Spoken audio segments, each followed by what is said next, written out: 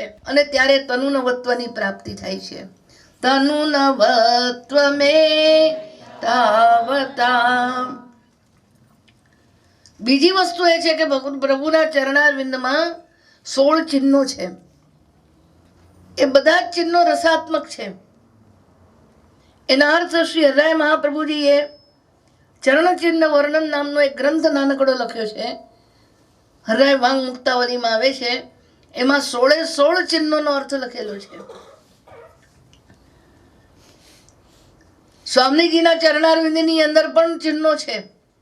તો પ્રિયજનો, જ્યારે પ્રભુ પ્રસન્ન થાય ત્યારે ચરણનું મૂળ એટલે નીચેનું તળિયું એ ઊંચું કરીને ભક્તના હૃદય ઉપર છાપે છે.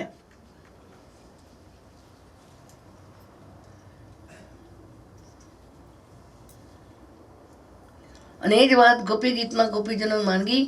ફણી ફણાર્પિતમ તે પદાંબુજમ કૃણુ કુચેષુ નઃ કૃંધિરુચ્છયમ.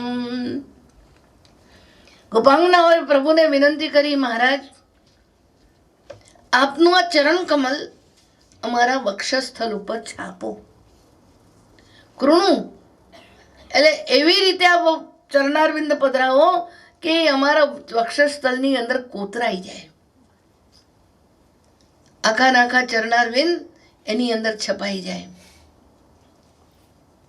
ભગવાન કહે છે, પણ દેવીઓ, તમારા વક્ષસ્થળમાં અત્યારે મને અભિમાન આવેલું દેખાય છે. તમે સૌભાગ્યમદથી ભરેલા છો અને એવું તમને અભિમાન આવ્યું છે કે અમારા જેવી બીજી કોઈ સ્ત્રીઓ નહીં. આટલી બધી કૃપા પ્રભુની અમારી ઉપર થઈ.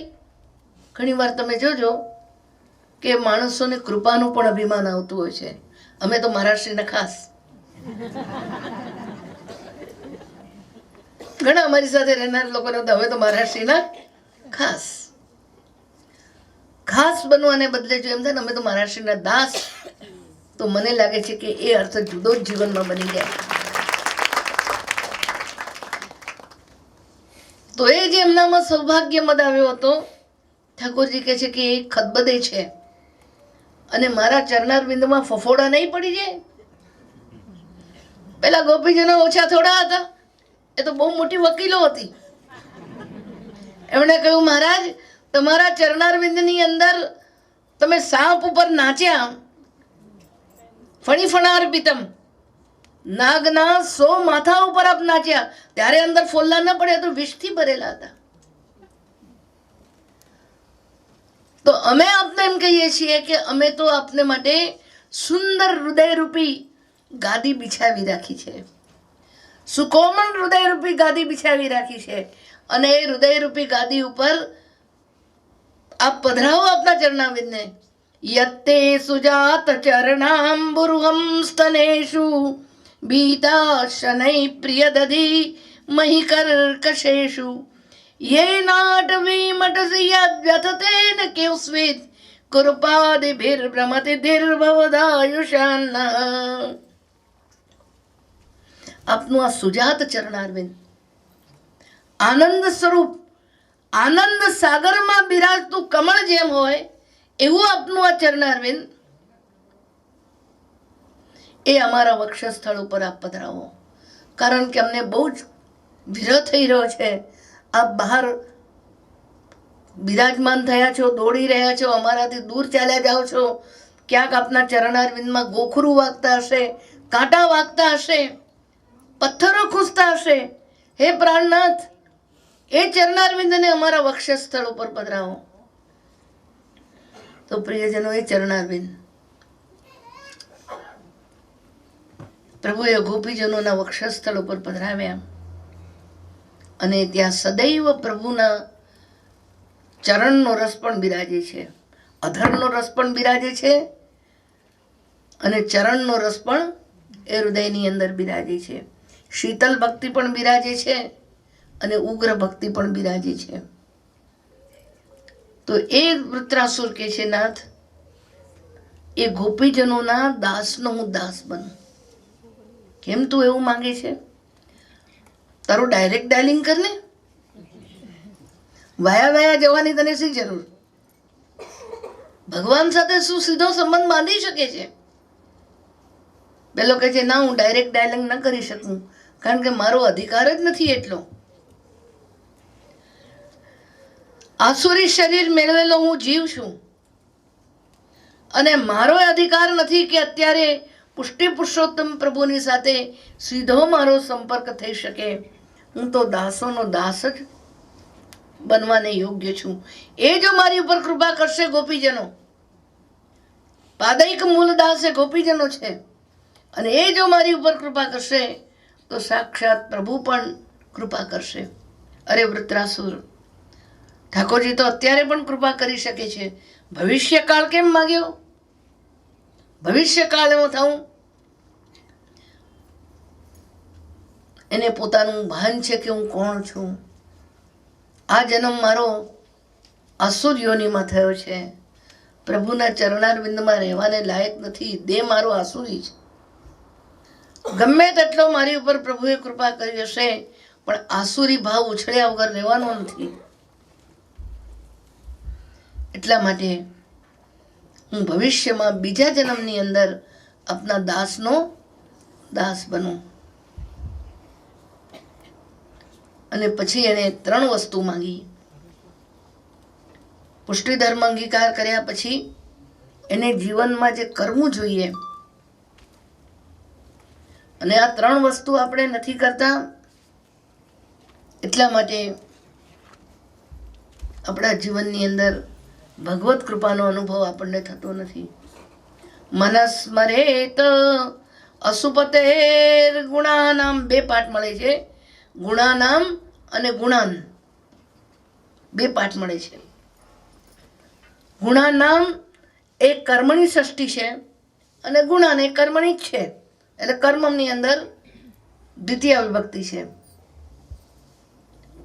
અસુપતિ પ્રભુને કહ્યા.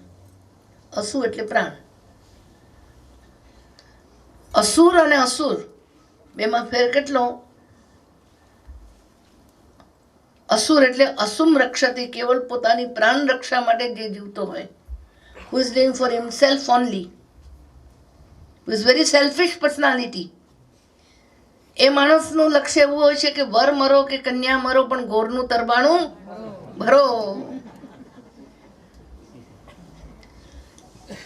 જેનું જે થવું હોય તો થાય, પણ I should survive my self. મારે સર્વાઈવ થવું જ જોઈએ. આ જે માણસની અંદર હું અને મારું છે, અને કેવળ પોતાના પ્રાણની રક્ષા માટે જ the whole life he is dedicating, એ અસુર છે. એનું મન, એની બુદ્ધિ, એનું શરીર, એની એક એક ક્ષણ એ કેવળ પોતાને સર્વાઈવ થવા માટે જ સ્પેન્ડિંગ. તો એવા માણસો આજે કહી રહ્યા છે ભગવાનને કે તું મારો પ્રાણનાથ છે, તો હું મારે માટે મારી જિંદગી નથી માંગતો, હું તને સમર્પિત બનું એટલી જિંદગી માંગુ છું. અને આ જિંદગી મેં તને સમર્પણ કરી છે. તું અસુપતિ છે, મારો પ્રાણનો પતિ છે. પ્રાણનો પતિ કોઈ ક્યારે બને? પ્રાણનો પતિ કોઈ ક્યારે બને? બોલો. નથી ખબર? જ્યારે કોઈને તમે બહુ પ્રેમ કરો ત્યારે, when you love too much, જે તમારા ઠેઠ પ્રાણ સુધી પહોંચી ગયો હોય, અને તમે જોજો કે માનસિક વસ્તુની અસર આપણા પ્રાણ ઉપર બહુ થાય છે. પ્રાણ એ આપણી વાઇટાલિટી છે, આપણી જિંદગીનું બળ છે, અને એ જિંદગીના બળ ઉપર આપણી માનસિક તત્વની અસર બહુ થાય છે. જો માણસ દુઃખી થઈ જાય, શું કે મારા પ્રાણ વ્યાકુળ થઈ ગયા છે. અને એટલા માટે તમારા બિલવેડ વનને પ્રાણપતિ કહેવામાં આવે છે. તો અહીં ભગવાનને માટે એને પ્રાણપતિ શબ્દનો પ્રયોગ કર્યો. ઓ પ્રભુ, હું આપને ખૂબ ચાહું છું, આપ મારા પ્રાણનાથ છો, અને હું આપની પાસે એટલું જ માંગુ છું, મારો કોઈ બીજો અધિકાર આ જન્મમાં નથી, પણ બીજા જન્મમાં મને વૈષ્ણવ બનાવજો. મનસ્મરેત, મારું મન આપનું સ્મરણ કરે. તમે ઘરે જઈને એકાંતમાં બેસજો, કાગળ પેન લઈને બેસજો, કે મન કોનું સ્મરણ કરે છે લખવા માંડજો. એક્સપિરિયન્સ કરો પોતે. આપણે અંદરથી શું ઈચ્છીએ છીએ? તો મને લાગે છે કે ઘણી બધી જલ્દી આપણા મગજની અંદર કઈ જુદી અસરો થશે. એકાંતમાં બિલકુલ કોઈ ઘરવાળી પણ ન જોઈએ કે ઘરવાળો ન જોઈએ, પણ એકલા બેસીને તમે રાઇટ ડાઉન તમે લખો કે તમને 10 મિનિટની અંદર શું શું જોઈએ છે એના વિચારો આવશે. જેવી રીતે વાંદરો કૂદે ને આ ઝાડ ઉપરથી પેલા ઝાડ ઉપર ને પેલા ઝાડ ઉપરથી પેલા ઝાડ ઉપર, એવા આપણી અંદર નવા વિચારો આવશે કે મને આ જોઈએ છે, મને આ જોઈએ છે, મને આ જોઈએ છે, મને આ જોઈએ છે. ઘણીવાર માણસને પોતાના વિચારોમાં વ્યાકુળતા થાય છે, અને જ્યારે એ વૈષ્ણવ બુદ્ધિ પ્રભુને સમર્પિત થાય છે ત્યારે એના પ્રાણનાથ પ્રભુ બને છે અને એને કેવળ પ્રભુના જ વિચારો આવે છે. એ કહે છે પ્રભુ હું આપનું સ્મરણ કરું. પછી એને કહ્યું કે પ્રભુ બીજી મારા પર કૃપા કરો, હું આપનું જ રટણ કરું. આજે તમે ઘરે જઈને વિચાર કરજો કે તમે વધારે રટણ કોનું કરો છો? કોનું રિમેમ્બરિંગ આપણે કરીએ છીએ અને કોનું આખો દિવસ આપણા મનની અંદર રટણ ચાલે છે? જો વધારેમાં વધારે આપણે કોઈ બોલતા હોય ને તો I and my, 2 words, I and my, હું અને મારું, હું કામ કરું છે. નાની બાબતની અંદર આ મારું છે, આ મારું છે, આ મારું છે. અમે બહુ નાના હતા ને ત્યારે અમારા પિતાજીએ એક કબાટ અમારા ભાઈ બહેનોને આપેલું. તે કબાટની અંદર અમે વસ્તુઓ મૂકીએ. અમે કબાટના કમ્પાર્ટમેન્ટ બનાવી દીધા કે આ તારું ખાનું, આ મારું ખાનું, આ તારું ખાનું, આ મારું ખાનું. અને કોઈએ ભૂલાઈ ચૂકે જો એ ખાનામાં બીજા વસ્તુ મૂકી તમે લડાલડ કરીએ, મારા ખાનામાં કેમ મૂકી, મારા ખાનામાં કેમ મૂકી.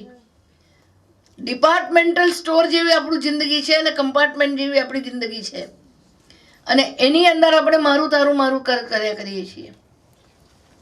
I don't like this thing, મને આ વસ્તુ ગમતી નથી. મને આ વસ્તુ, આઈ લાઈક ધીસ થિંગ, આ વસ્તુ મને બહુ જ ગમે છે.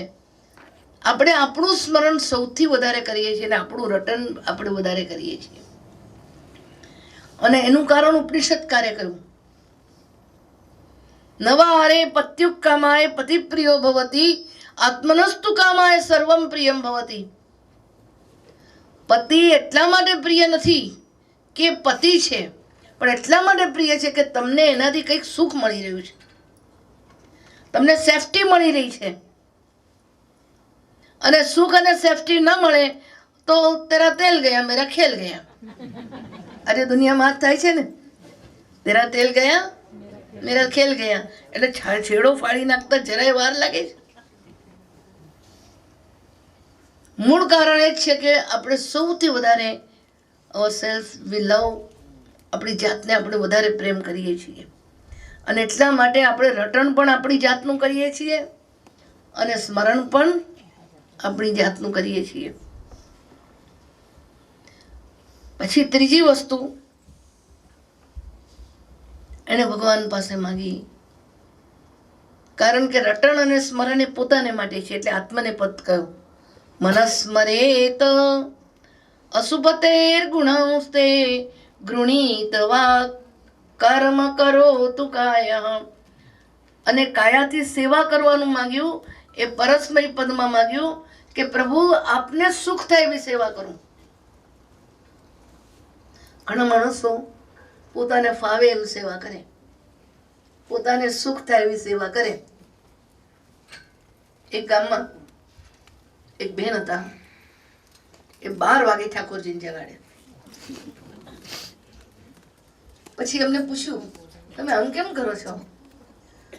તો શું કરીએ, ભૂખ્યું રહેવાતું નથી, ડાયાબિટીસ થઈ ગયું છે, એટલે જરા સવારે રસોઈ કરી ખાઈ પીને પછી સેવા ઠાકોરજીને જગાડીએ છીએ. Is it okay? નહીં ને? પણ ઘણા માણસો પોતાનું પહેલા કરીને પછી ભગવત કાર્ય કરતા હોય છે. તો જીવનની અંદર એક વિચાર હોવો જોઈએ ભક્તને કે હું ભગવત કાર્ય જ વધારે કરું, અને એટલા માટે પોતાને ખાવા માટે રસોઈ નથી બનાવવાની, પણ પ્રભુને અર્પણ કરવા માટે, ભોગ ધરવા માટે રસોઈ બનાવવાની છે. વૃત્રાસુરે કહ્યું, નાથ, મારી કાયા આપની સેવા કરે. અને સેવાની વ્યાખ્યા એટલી સુંદર આવી, સેવ્ય સંતોષકારીની સેવા. સેવ્યને સંતોષ થાય એ રીતે તમે સેવા નામનું કર્મ કરો તો એ સેવા ગણાય. ઘણી વાર વૈષ્ણવ આવે, ખાલી ખાલી પગ લઈને બેસી જાય, દીદી તમારા પગ દબાવી આપું. અરે મને એમ થાય કે આ લપટા થઈ ગયા પગ એટલે તો હવે હું ચાલી શકતી નથી. પણ વૈષ્ણવને એવી જ ટેવ, આવીને પગ દબાવ્યા કરે, પગ દબાવ્યા કરે, પગ દબાવ્યા કરે. હું એમને ના કહું કે ના કહું, બસ હવે મારા પગ દુખે છે. પણ ના, પેલા બેનને લાભ મળ્યો તો મને નથી મળ્યો ને. તો સેવ્ય સંતોષ કરી જે કાર્ય હોય તે કરવું જોઈએ. એવી રીતે હું મંદિરમાં જઉં છું, અમારે ત્યાં ફૂલઘર છે, બહુ સરસ. ફૂલઘરની અંદર ઘણા વૈષ્ણવ આવે છે, અને આ વૈષ્ણવ આ એક તે ફૂલ મૂકે, હવે હું ફૂલ મૂકું એમ કરીને માળાનો ફૂલ ઘણી વાર ચોળી નાખે છે. પછી એમને પૂછ્યું કે આવું કેમ કરો છો? તો કે લાભ મળે ને અમને. તો સેવા આપણા લાભ મળે છે કે પ્રભુના સુખને માટે છે? ટોટલ દૃષ્ટિકોણ જુદું છે. પુષ્ટિ માર્ગ એ માણસને કઈ રીતે સબ્લાઇમ બનવું, પોતાના માઇન્ડને કઈ રીતે વાળવું એ શીખ્યું છે. ઇન સ્મોલ થિંગ્સ, નાની નાની વસ્તુની અંદર એની વૃત્તિ પ્રભુ સાથે કેમ જોડાય, એ જાતનું ટીચિંગ પુષ્ટિ માર્ગની અંદર છે. એટલે એને કહ્યું કે પ્રભુ મારું શરીર આપની સેવા કરે, અને સેવ્ય સંતોષકારીની સેવા. બીજી વ્યાખ્યા કરી, ચેતસ્તત પ્રવણમ સેવા. શ્રી મહાપ્રભુજીએ બહુ સુંદર સિદ્ધાંત મુક્તાવલી નાના ગ્રંથની અંદર સેવાની આ ડેફિનેશન આપી. ચિત્તનું પ્રભુમાં પ્રવણ થઈ જવું.